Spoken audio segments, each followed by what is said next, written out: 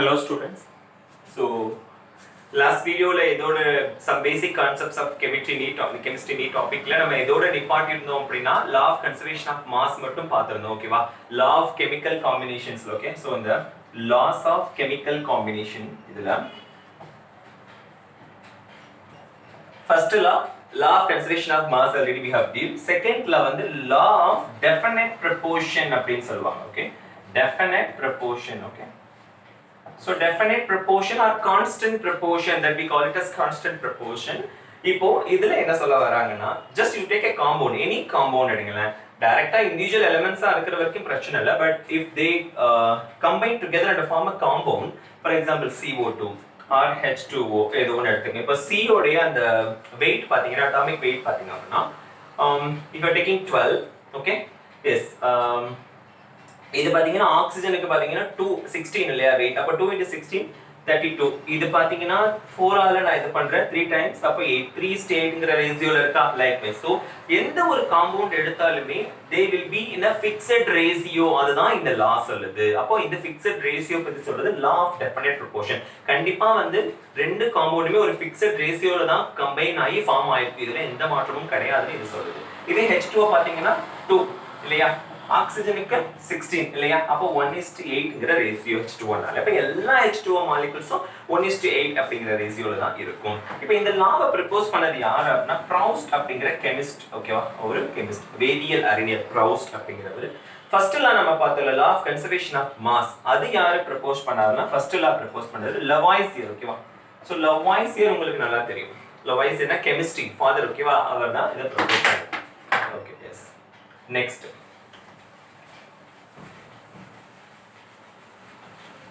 third law இப்போ definite proportion பார்த்தாச்சு third law வந்து law of ஓகேவா multiple proportion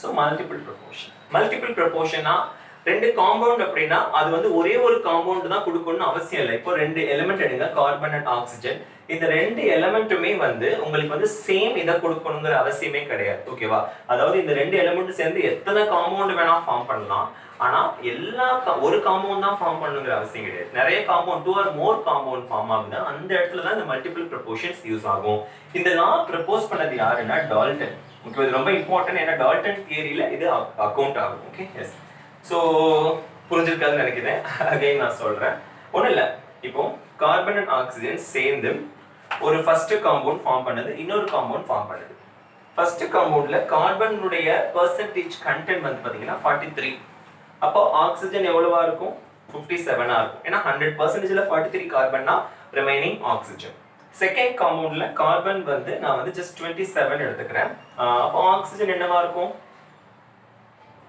73% இல்லையா எஸ் இப்போ என்ன பண்றேன் இதனுடைய ரேஷியோ ப்ரொபோர்ஷன் அண்ட் இதனுடைய ரேஷியோ தானே அப்போ 43 divided by 57 இந்த ரேஷியோஸ் 27/73 இது நீங்க சிம்பிளிஃபை பண்ணி பாத்தீங்கன்னா இது 0.375 that is nothing but 2:1 அப்போ நீங்க என்ன மாதிரியான காம்பவுண்ட்ஸ் வேணா அது ஃபார்ம் பண்ணட்டும் எல்லா காம்பவுண்ட்ஸ்லயும் இருக்கக்கூடிய இந்த கார்பன் ஆக்ஸிஜனுடைய ரேஷியோ எடுத்து பாத்தீங்கன்னா எல்லாமே உங்களுக்கு ஹோல் நம்பர்ல கிடைக்கும் இன்னொரு காம்பவுண்ட் ஃபார்ம் பண்ணதுன்னா அப்போ 2:1:4 கிடைக்கலாம் 2:1:3 கிடைக்கலாம் அப்ப இந்த மாதிரி ஃபுல் நம்பர்ல தான் நமக்கு கண்டிப்பா கிடைக்கும் அந்த ரேஷியோ ஓகேவா அந்த மாதிரி சொன்னதுதான் அந்த லா ஆஃப் மல்டிபிள் ப்ரொபோர்ஷன் அப்படிங்கிறது நெக்ஸ்ட் இது டால்டன் சொல்லுது நம்ம டால்டன் தியரியில அத பத்தி டீடைலா நெக்ஸ்ட் fourth law என்னது அப்படினா law of ஓகேவா reciprocal proportion okay reciprocal proportions okay இது தியரியா சொன்னா மேபி புரியாது we will go for the example okay nitrogen oxygen hydrogen assume that this is the compound A this is B this is C இப்போ A வந்து C ஓட react ஆகுது NH3 இதுல இருந்து N னுடைய proportion எடுக்கிறேன் இதுக்கு அப்புறம் B வந்து C ஓட ரியாக்ட் ஆகுது H2O ஓகே கரெக்ட் தானே இதுல இருந்து நான் என்ன எடுக்கிறேன்னா ஆக்ஸிஜன் எடுக்கிறேன் ஓகே இப்போ N/O வினுடைய பெர்சன்டேஜ் அதாவது ரேஷியோ ஓகேவா ரேஷியோ இந்த மாதிரி எடுத்தாச்சா இதுல இருந்து ஒரு ரேஷியோ எடுத்தேன். இதுக்கப்புறம் NO தானே, அப்போ N வந்து இன்டைரக்டா சுத்தி வளைச்சு H ஓட ரியாக்ட் ஆகி அதுல இருந்து ஒரு ரேஷியோ எடுத்தேன். டைரக்டா இங்க NO3 நைட்ரஜன் ட்ரைஆக்சைடு உருவாகுது. இதுல இருந்து நான் என்ன பண்றேன், N/O ரேஷியோ எடுக்கிறேன். ஓகேவா? இந்த ரெண்டு ரேஷியோவுமே சேமா இருக்கும். இதுதான் ரெசிப்ரோக்கல் லா அப்படின்னு சொல்றது. அதாவது ஏங்கிறது சியோட ரியாக்ட் ஆகி அதுல இருந்து அந்த ஏ வேல்யூ, ஓகேவா, ஏ இதுல இருந்து ஏவினுடைய வேல்யூ, ஓகே, ஏவினுடைய காம்போசிஷன், பி வந்து சியோட ரியாக்ட் ஆகி அதுல இருந்து எடுக்கக்கூடிய பியோட காம்போசிஷன், இதன் மூலமா கண்டுபிடிக்கக்கூடிய ஏ பை ரேஷியோவும் டைரக்டா ஏவும் பியும் ரியாக்ட் ஆகி கிடைக்கக்கூடிய ஏ பை பி ரேஷியோவும் சேமா தான் இருக்கும் அப்படின்னு இந்த லா சொல்லுது. இதை ப்ரப்போஸ் பண்ணது, ஓகேவா, இந்த லா சொல்லுது. இதை ப்ரப்போஸ் பண்ணது நீங்க செக் பண்ணுங்க, எனக்கு கரெக்டா டக்குனு ஞாபகம் இல்லை. Okay, yes, next. சாரி, இதை ப்ரப்போஸ் பண்ணது ரிக்டர். ஓகேவா, சாரி, ரிக்டர் அப்படிங்கிறவர் இந்த லாவை ப்ரப்போஸ் பண்ணாங்க. நெக்ஸ்ட் கேஸ் லா பத்தி பார்க்க போறோம். இப்போ எலிமெண்ட்ஸ் பத்தி எல்லாமே நம்ம பார்த்தோம். இப்போ கேஸ்க்கு என்ன மாதிரியான லாஸ் இருக்கு உங்களுக்கு நல்லா தெரிஞ்ச லா அவகாட்ரோஸ் லா. ஓகே, அவகாட்ரோஸ் லா. இப்போ நான் அவகாட்ரோஸ் லா என்ன சொல்லுது, நான் என்ன பண்ணிக்கிறேன்னா டெம்பரேச்சரும் பிரஷரும் ரிமைன்ஸ் கான்ஸ்டன்ட் அப்படிங்கிற கண்டிஷனை எடுத்துக்கிறேன். ஓகே, இந்த இதுல பெரிய சேஞ்ச் கிடையாது. NTP கண்டிஷன் சொல்லுவாங்கல்ல, நார்மல் டெம்பரேச்சர் பிரஷர் அப்படிங்கிற கண்டிஷன். ஸோ டெம்பரேச்சரும் பிரஷரும் மாறாத வெப்பநிலை மற்றும் அழுத்தத்துல ஒரு குறிப்பிட்ட volume of gas 1 and volume of gas 2. ஓகேவா, இப்போ இந்த மாதிரி இந்த ரெண்டு வால்யூம்லயுமே எந்த இடத்துல இருக்கு, மாறாத வெப்பநிலை மற்றும் அழுத்தம் அந்த கண்டிஷன்ல ரெண்டு வால்யூம் ஆஃப் கேஸஸையும் வச்சிருக்கேன். இப்போ இந்த ரெண்டு இதுலயுமே எப்படி இருக்கும் அப்படின்னா நம்பர் ஆஃப் மாலிகுல்ஸ் வந்து சேமா இருக்கும்.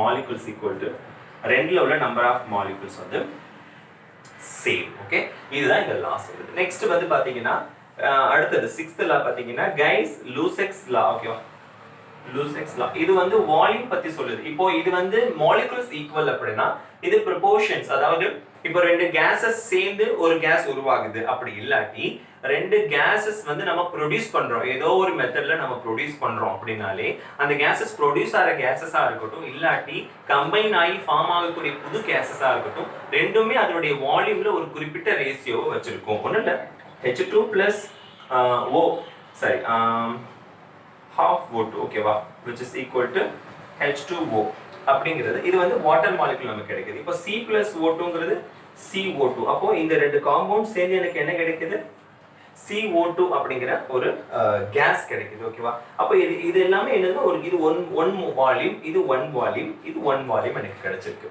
இதே மோல்ஸ்ல சொன்னேன்னா அது அவகேட்ரோஸ். ரெண்டுக்குமே பெரிய டிஃபரன்ஸ் கிடையாது. மோல்ஸ்ல சொன்னா அது அவகேட்ரோஸ், நம்பர் ஆஃப் மாலிகுல்ஸ் வச்சு.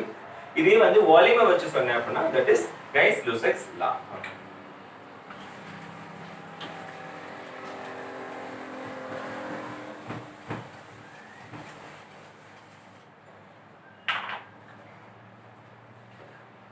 அடுத்தது நம்ம பார்க்க போறது பாத்தீங்கன்னா ரொம்ப முக்கியமான ஒரு விஷயம், டால்டன்ஸ்னுடைய தியரி. ஓகேவா, ஸோ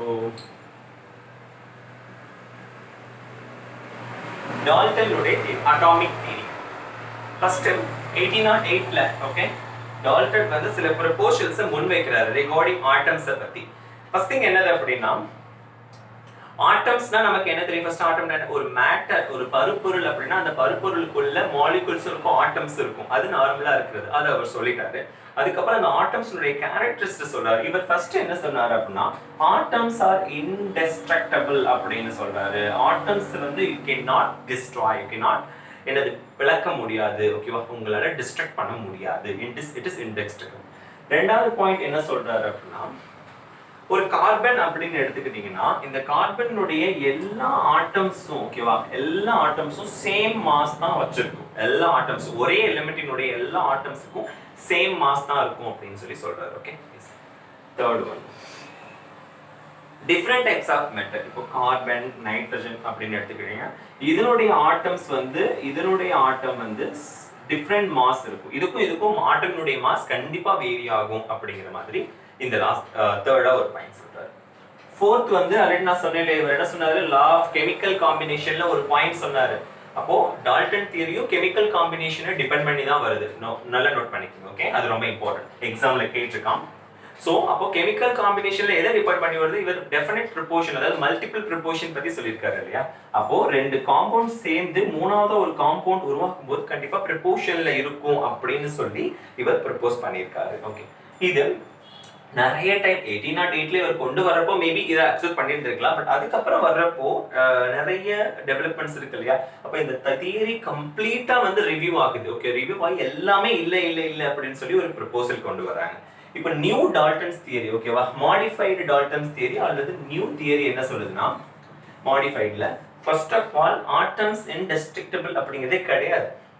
ஆட்டம்ஸ் நம்ம டிவைட் பண்ண முடியும், இட் கேன் பி டிவைடட் அப்படிங்கறத கொண்டு வந்தாங்க. அப்ப ஃபர்ஸ்ட் ப்ரொபோஷன் எனக்கு இல்லாமலே ஆயிடுச்சு. செகண்ட் என்னது அப்படின்னா, சேம் ஆட்டம்னுடைய ஒரே ஆட்டம்னுடைய மாஸ் சேமா இருக்கும். எனக்கு கார்பன் வந்து ஐசோடோப்ஸ், இந்த இடத்துல தான் ஐசோடோப்ஸ் கண்டுபிடிக்கிறாங்க.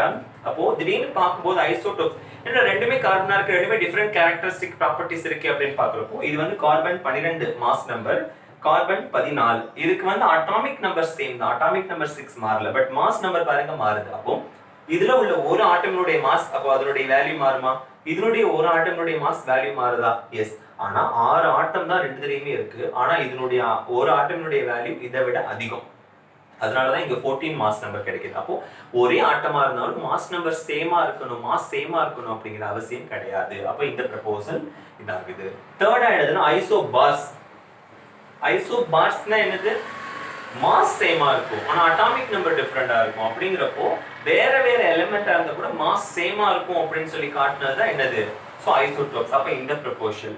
அதுக்கப்புறம் நாலாவது மல்டிபிள் ப்ரொபோஷன்ஸ் அப்படின்னு எல்லா இதுவுமே வந்து நம்ம ஸ்டாய்ச்சியோமெட்ரிக் ரேஷியோல இருக்கும்னு அவசியம் இல்லை. ஸ்டாய்ச்சியோமெட்ரிக் ரேஷியோனா டெஃபினட் ப்ரொபோர்ஷன் அப்படின்னு சொல்றோம், ஓகேவா. அப்போ எல்லாமே வந்து டெஃபினட் ப்ரொபோர்ஷன்ல இருக்கணுமா, கண்டிப்பா அவசியமே கிடையாது. டெஃபினட் ப்ரொபோர்ஷன் இல்லாமலும் இருக்கலாம். அது எல்லாமே நான் ஸ்டாய்ச்சியோமெட்ரிக் காம்பவுண்ட்ஸ் அப்படின்னு நம்ம சொல்லுவோம். நான் ஓகே ஸ்டாய்ச்சியோமெட்ரிக் காம்பவுண்ட்ஸ், ஓகேவா.